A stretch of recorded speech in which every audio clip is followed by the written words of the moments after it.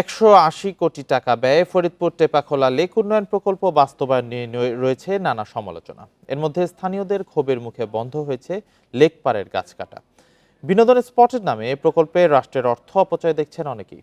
বর্তমান প্রেক্ষাপটে প্রকল্পের জনগুরুত্বহীন অংশই বাদ যেতে পারে বলছে এলজিইডি। ফরিদপুর শহরের টেপাখোলা লেকের উন্নয়ন ও বিনোদন স্পট তৈরির উদ্যোগ নেয় স্থানীয় সরকার প্রকৌশল অধিদপ্তর।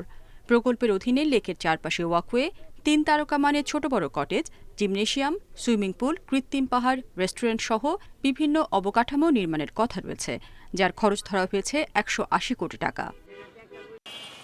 বিগত সরকারের আমলে কোনো কথা না উঠলেও রাজনৈতিক পট পরিবর্তনের পর প্রকল্পের যৌক্তিকতা নিয়ে প্রশ্ন তুলছেন স্থানীয়রা। এখন জনকল্যাণমূলকই হবে না কি হবে এটা আমাদের কিছু বলে নেই বা আমরা জানি না।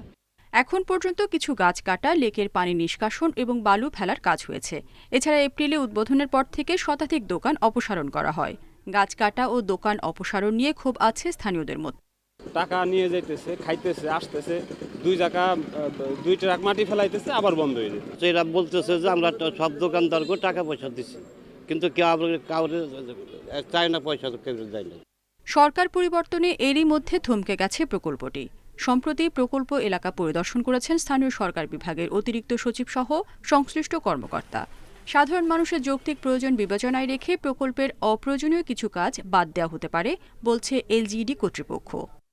চারপাশে যে ওয়াকওয়ে এবং boundary wall, footpath, internal road, অর্থাৎ মানুষের যে বেসিক নিডের সাথে জড়িত যে আইটেমগুলো, সেই আইটেমগুলো এখন পর্যন্ত রাখার সিদ্ধান্ত হয়েছে। এখন পর্যন্ত মাটি ও বালু ভরাট, পানির নিষ্কাশন কাজ বাবদ 3 প্যাকেজে 65 লাখ টাকা নিয়েছে ঠিকাদার প্রতিষ্ঠান। Independent news.